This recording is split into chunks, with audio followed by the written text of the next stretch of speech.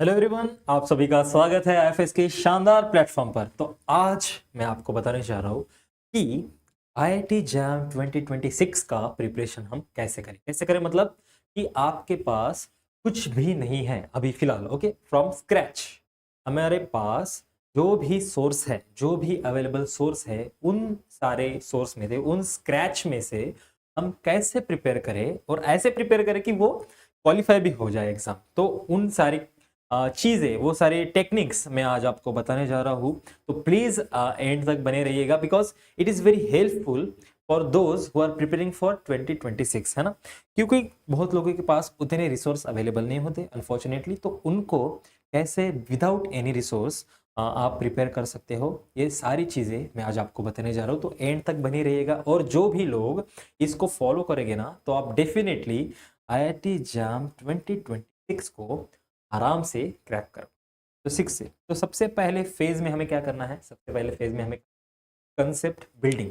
Okay, because किसी भी building को बनाने के लिए सबसे पहले हम फाउंडेशन डालते हैं। ठीक है, वो फाउंडेशन जितना मजबूत होगा उतनी ही बिल्डिंग स्टेबल होगी, उतनी ही स्ट्रांग होगी। कितने भी अर्थक्वेक आए, तूफान आए, वो बिल्डिंग गिरेगी नहीं। राइट, तो वैसे ही उस बेस को जैसे स्ट्रांग बनाते हैं, वैसे ही हर टॉपिक के, हर कंसेप्ट के बेस को आपको बिल्कुल क्रिस्टल क्लियर रखना है। ठीक है, तो इसके लिए क्या करना है मैं बताऊंगा ऑब्वियसली, बट मैं कुछ फेजेस बता रहा हूँ कि पहले आपको कंसेप्ट बिल्डिंग रखना होगा क्लियरली, उसके बाद ठीक है, ये मेजर है। ओके, ये मेजर 4 फेज है, इसको मैं आपको बताने जा रहा हूँ। तो प्रैक्टिस एंड परफॉर्मेंस ये फेज 2 में आता है। अब आपने कंसेप्ट क्लियर कर लिए है, कंसेप्ट क्लियर कर लिए है तो आपको प्रैक्टिस करना पड़ेगा, है ना। प्रैक्टिस किसकी करोगे? क्वेश्चंस की प्रैक्टिस करोगे और रिवीजन करोगे अपने कंसेप्ट की। ठीक है, जितना आप रिवीजन करोगे उतने क्रिस्टल क्लियर। और मैं आपको एक बात बताना चाहता हूँ, जब भी आप कोई भी टॉपिक पढ़ते हो ना, आपको हर बार फिर से एक बार कह रहा हूं, हर बार आपको कुछ नया सीखने को मिलेगा। ठीक है, तो इसलिए जितना ज्यादा रिवीजन करोगे उतना क्लियर टॉपिक हो जाएगा और उसके ऊपर के जितने ज्यादा क्वेश्चन सॉल्व करोगे उतना कॉन्फिडेंस उस टॉपिक के ऊपर आपको आ जाएगा। उसके बाद देनी है मॉक टेस्ट।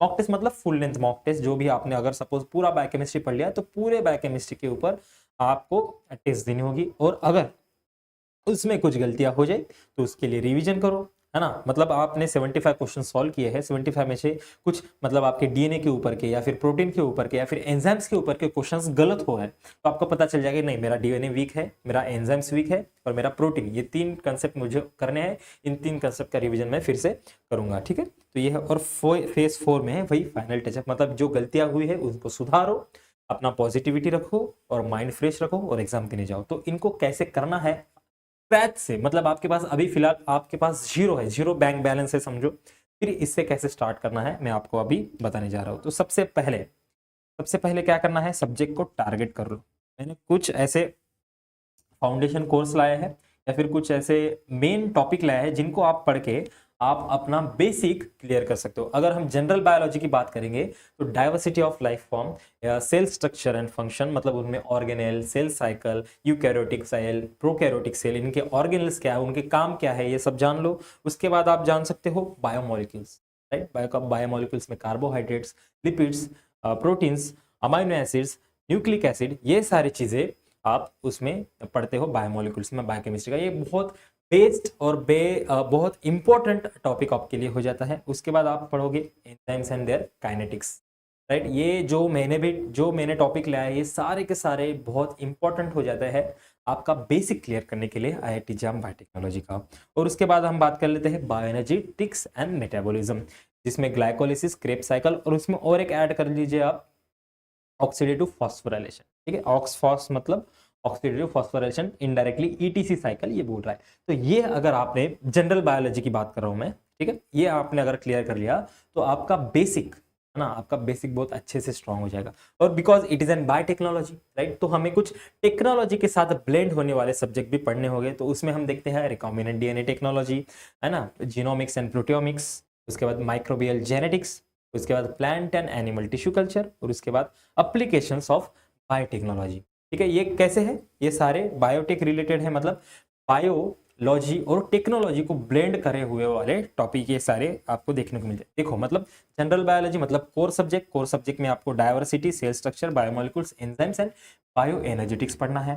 और उसके बाद अगर हम बायोलॉजी को टेक्नोलॉजी के साथ ब्लेंड करके पढ़ेंगे तो आपको ये सारे recombinant, genomics, microbial plants, microbial genetics, plants and animal tissue culture, उसके बाद एप्लीकेशन ऑफ बायोटेक्नोलॉजी, ये सारे के सारे पढ़ने होंगे। ठीक है, ये सब्जेक्ट को आपको 100% टारगेट करना होगा, ये आप छोड़ नहीं सकते, यू कैन नॉट स्किप। ठीक है, इससे आपके बेसिक्स टाइट हो जाएंगे और आपका फाउंडेशन बहुत मजबूत होगा। ठीक है, तो कैसे करना है भैया, है ना, ये फेज 1 में आपको करना है कंसेप्ट बिल्डिंग अप्रैल से जुलाई में। ठीक है, और अगर हम बात करेंगे कि स्ट्रैटेजी, है ना, स्ट्रैटेजीज में क्या करना है आपको, सबसे पहले कुछ स्टैंडर्ड्स बुक आप रेफर करो। ठीक है, स्टैंडर्ड बुक के लिए आपको उतना पैसा नहीं लगता, आप लाइब्रेरी में जाओ, वहां से आप इशू करो। तो कौन से बुक इशू करनी है, अगर आप सेल बायोलॉजी की बात करेंगे तो सेल बायोलॉजी में आपको ब्रूस एंड एल्बर्ट्स रेफर करनी चाहिए, molecular biology of the cell for concept के लिए, है ना, आपको क्रिस्टल क्लियर कंसेप्ट आपके हो जाएगा इस बुक को पढ़ने के बाद। ठीक है, और अगर आप मॉलिक्यूलर बायोलॉजी एंड जेनेटिक्स की बात करेंगे तो ऑब्वियसली जग जाहिर एक किताब है वॉटसन की बुक आप रेफर कर सकते हो मॉलिक्यूलर बायोलॉजी ऑफ जीन के लिए।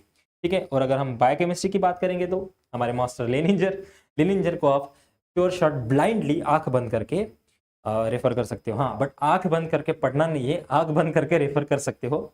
और अगर हम माइक्रोबायोलॉजी की बात करेंगे तो प्रेस्कॉट बहुत बेस्ट किताब हो जाती है माइक्रोबायोलॉजी। ये सारे के सारे मैं स्टैंडर्ड बुक बोल रहा हूँ और स्टैंडर्ड बुक ऑलमोस्ट हर यूनिवर्सिटी के लाइब्रेरी में होती ही है, इसके लिए आपको पैसे नहीं लगते। ठीक है, बस एक जुनून होना चाहिए कुछ करने का, कुछ पढ़ने का। फिर उसके बाद अगर बायोटेक्नोलॉजी और आरडीएनए टेक्नोलॉजी की बात करेंगे तो टी.ए. ब्राउन, ये आपके लिए बहुत अच्छी किताब, एक बेस्ट किताब मानी जाती है gene cloning and DNA analysis के लिए। ठीक है, और अगर आपको ये सारी बुक नहीं मिली, आपको एक कंप्रेस्ड तरीके से पढ़ना है, राइट, मतलब सिलेक्टिव पढ़ना है, बिकॉज ये बुक में क्या होता है, ज्ञान तो बहुत सारा होता है, बहुत अच्छा ज्ञान होता है, बट इनमें से बहुत सारी चीजें एग्जाम में पूछी नहीं जाती, राइट, मतलब पूरा समुंदर होता है और उस समुंदर में से कुछ लोटा भर पूछा जाता है। तो आपको वैसे सिलेक्टिव स्टडी करनी है तो मैं आपको रिकमेंड करूंगा आईएफएस का स्टडी मटेरियल, राइट। ठीक है, आप ये बुक तो ले सकते हो जो भी मैंने बोला है, पर आपको इतना वास्ट नहीं पढ़ना है, सिलेक्टिव पढ़ना है, कॉम्प्लेक्स तरीके से पढ़ना है, जो एग्जाम में आता है वो पढ़ना है। तो it is better to refer the IFS study material. और वीकली प्लान कैसे बनाना है, 2 घंटे थ्योरी पढ़ो। ठीक है, 2 घंटे प्रॉब्लम सॉल्व करो, मतलब सुबह 2 घंटे आपने थ्योरी पढ़ा है, सपोज मैं एग्जांपल लेता हूँ बायोकेमिस्ट्री का, एंजाइम्स का, 2 घंटे आपने एंजाइम्स पढ़े, एंजाइम काइनेटिक्स पढ़े, फिर उसके बाद 2 घंटे उसके ऊपर के क्वेश्चन सॉल्व करे, right, competitive inhibitor, reversible inhibitor, non reversible inhibitor, है ना, माइकलिस मेंटेन, एलोस्टेरिक एंजाइम्स, ये सारे क्वेश्चन आप सॉल्व करोगे। फिर उसके बाद 30 मिनट का आप रिवीजन करो और नोट्स बनाओ। समझे बात को, नोट्स कौन से, शॉर्ट नोट्स, और शॉर्ट नोट्स में भी वो जो आप ज्यादा भूलते हो, ना कि वो जो आपको याद आता है वो भी आप उसमें लिखोगे, तो शॉर्ट नोट्स आपकी बड़ी हो जाएगी, फिर वो शॉर्ट नोट्स नहीं रहेगी, लॉन्ग नोट्स हो जाएगी। ठीक है, और चैप्टर वाइज आपको शॉर्ट नोट्स बना, शॉर्ट नोट्स में भी जो आप भूलते हो, जो आप इंपॉर्टेंट है वही लिखो। ओके, चलो, तो प्रैक्टिस एंड परफॉर्मेंस जो फेज 2 में आप करोगे, है ना, 90% सिलेबस कंप्लीशन करना है आपको, और स्ट्रॉन्ग प्रैक्टिस, ब्लाइंड प्रैक्टिस करनी है आपको, बहुत प्रैक्टिस प्रैक्टिस प्रैक्टिस प्रैक्टिस, बस मेरा एक ही वर्ड है, प्रैक्टिस।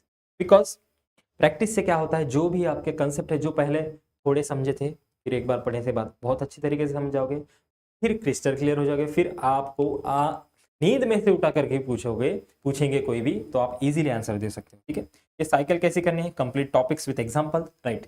एनालॉजीज आपको याद रखना बहुत जरूरी होता है, बिकॉज आप एक लिविंग एनालॉजिस्ट को पकड़ोगे ना, तो वो कंसेप्ट आप उस टैग के साथ आपके दिमाग में रहेगा। ठीक है, और आईआईटी जाम के पीवाईक्यूज आपको सॉल्व करने हैं 2005 से लेकर 2025 तक, बिकॉज, और ये सारे के सारे आपको आईएफएस के वेबसाइट के ऊपर अवेलेबल है ना, आईएफएस के वेबसाइट के ऊपर जाओ, उसको एनरोल करो, वहां पे आपको ये सारे के सारे आईआईटी जाम के पीवाईक्यूज फ्री में, है ना, फ्री में अवेलेबल है।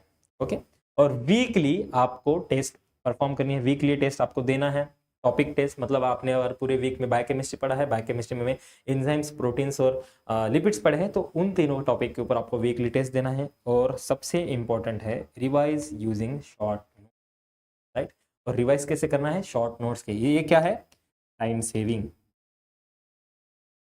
शॉर्ट नोट से आप पढ़ोगे तो टाइम सेविंग हो जाएगा, ये का समय बहुत बचेगा और कम समय में आपको बहुत सारी चीज़ें पता हो जाएगी, राइट।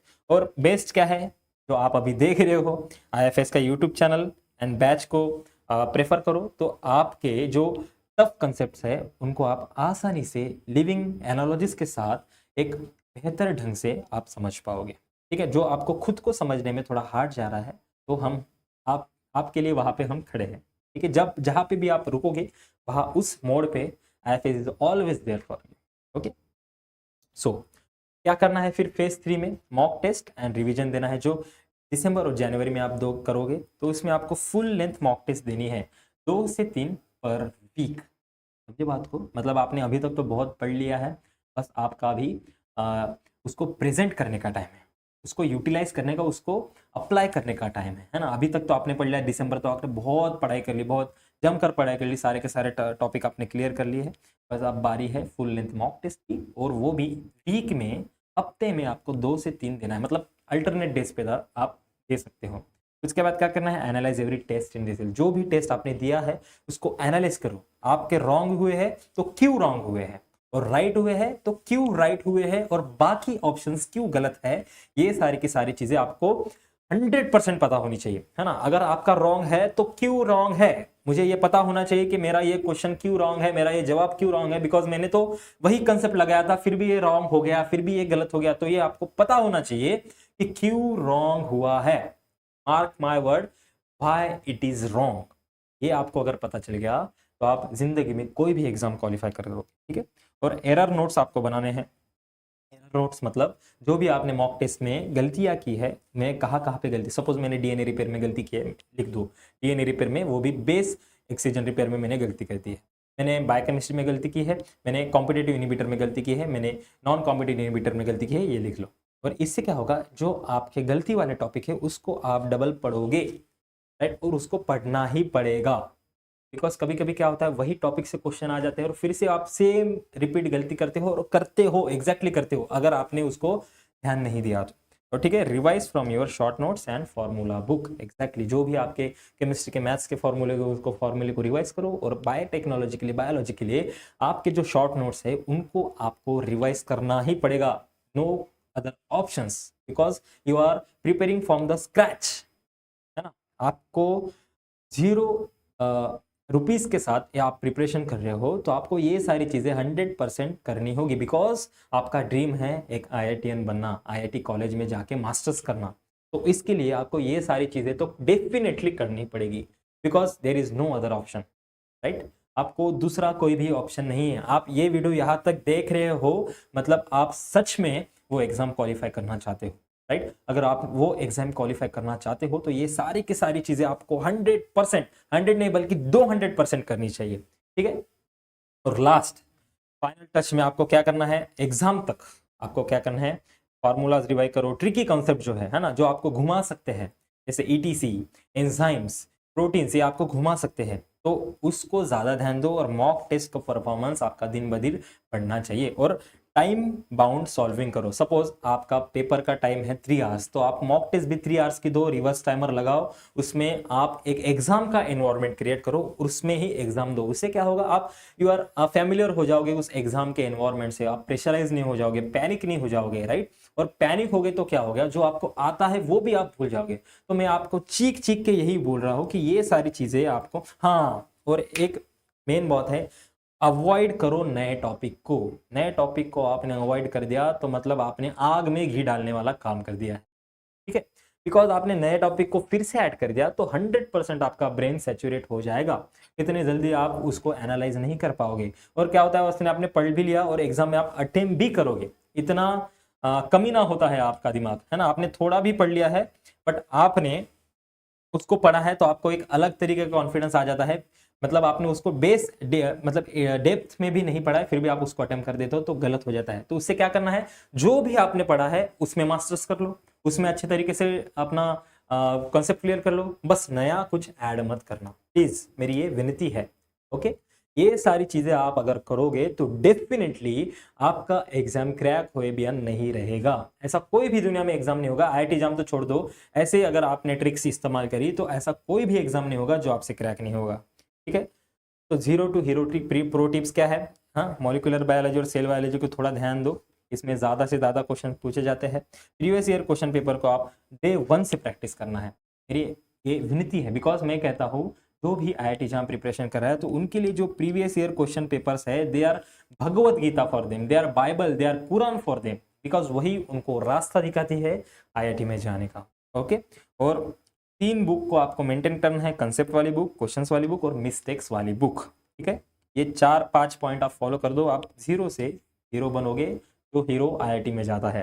ठीक है, and mix daily routine follow करो, morning study, better focus, right, सुबह सुबह पढ़ोगे तो अच्छा फोकस में पढ़ोगे, और use mock test analytics to identify weak areas. Yes, ये वीक एरियाज को अगर आप आइडेंटिफाई न करोगे, आपके मिस्टेक्स को आप आइडेंटिफाई नहीं करोगे, तो आप आगे कैसे बढ़ोगे मेरे भाई, है ना, आगे नहीं बढ़ पाओगे जब आप वीक आपके एरियाज को नहीं पहचानोगे, आप अपने भ्रम में रहोगे कि मुझे सब आता है। तो ऐसा नहीं करना है प्लीज। आपने यहां तक ऐसे देख लिया है तो आपको ये सारी की सारी चीजें फॉलो करनी होगी till the exam day, right, आपको एग्जाम डे तक ये सारी की सारी चीजें फॉलो करनी होगी। और ये सैंपल वीकली डे रूटीन है, मतलब क्या करना है, एक टॉपिक थ्योरी, 20 प्रैक्टिस क्वेश्चन इस डे, और इसको 20 से 40 करो, 40 से 60 करो, 60 से 80 करो, इसको दिन ब दिन बढ़ाते जाओ प्रैक्टिस क्वेश्चन को। ठीक है, और उसके बाद सैटरडे को क्या करना है, सैटरडे को आपको करना है PYQs प्लस नोट रिविजन, और संडे को वीकली टेस्ट और एरर नोट्स बनाओ। और मंडे टू फ्राइडे आपको क्या करना है, एक टॉपिक थ्योरी का पढ़ना है और 20 प्रैक्टिस क्वेश्चन करने हैं ईच डे, और इस 20 प्रैक्टिस क्वेश्चन को 40 पे लेके जाओ, 60 पे लेके जाओ, 80 पे लेके जाओ, राइट। यस, और जो भी लोग रिस्क नहीं लेना चाहते हैं, जो भी लोग एक ओरिएंटेड स्टडी करना चाहते हैं, तो उनके लिए IFS ने इमोशन बैच लाया। ये जो इमोशन से मैं आपको बता रहा हूँ, जो दर्द से मैं आपको बता रहा हूँ कि ऐसे ऐसे करो भाइयों, ऐसे ऐसे करो मेरे भाइयों, मेरे दोस्तों, मेरे बहनों, जिससे आपका एग्जाम निकल जाए, तो प्लीज उसी इमोशन के साथ हम यहाँ पे भी पढ़ाते हैं, राइट। IFS ने 70% ऑफ दिया इस बैच पे, IFS 70 प्रोमो कोड लगा के आप इस बैच को अवेल कर सकते हो। और मैं क्यों बोल रहा हूँ चिल्ला चिल्ला के, बिकॉज द रिजल्ट्स जो आपके पीछे दिख रहा है ना, लगभग 10 में से 6 टॉपर्स आर फ्रॉम IIT। मेरी ये विनती है कि अगर आप रिस्क नहीं लेना चाहते तो IFS से बेहतर चॉइस आपको इस इंडिया में तो कहीं नहीं मिलेगी। ओके, और अगर आपको PYQs देखना है, मैंने जो प्रो टिप्स बताई है उसमें मैंने PYQs इंक्लूड किए हैं, प्रीवियस ईयर क्वेश्चंस। तो आपको फ्री में अगर जानना है वो कैसे आपको मिलेगा और सिलेबस जानना है, तो सीधा सीधा आंख बंद करके नहीं, आंख खोल के प्ले स्टोर में जाओ, IFS का ऐप डाउनलोड करो, खुद को एनरोल करो, और आपको फ्री सेक्शन में आप जाओगे तो इतनी सारी चीजें आपको वहां पे मिल जाती है। देखो, इसके साथ आप एग्जाम का रैंक, अपना खुद का रैंक भी प्रेडिक्ट कर सकते हो, राइट। तो इतनी सारी चीजें आपको इस IFS के ऐप पर मिल जाती है, बस आपको ब्लाइंडली वहाँ पे जाना है, खुद को एनरोल कर लेना है, और इतनी सारी चीजें आपको वहाँ पे मिल जाती है। ठीक है, तो मिलते हैं किसी और वीडियो में, और जो भी मैंने बातें बताई है प्लीज उसको फॉलो करो, प्लीज आई रिक्वेस्ट यू, मेरी हम्बल रिक्वेस्ट है, बिकॉज यही सारी चीजों से रिजल्ट्स आते हैं, राइट। दिस इज नॉट कोई एक ऐसे मैं कुछ एनालॉजीज बता रहा हूँ, मैं कुछ ऐसे थेरोटिकल बातें बता रहा हूँ, ये प्रैक्टिकल बातें हैं। तो प्लीज इसको अप्लाई करो और अपना रिजल्ट्स अपने हाथ में है, right. You are starting from scratch, कुछ भी नहीं है आपके पास, तो और जनवरी तक आपके पास बहुत सारी चीजें होगी। ओके, अगर आपने ऐसे प्रिपरेशन किया। ठीक है, तो मिलते हैं किसी और वीडियो में, तब तक सावधान रहिए, सतर्क रहिए, पढ़ते रहिए, एंड हैप्पी लर्निंग।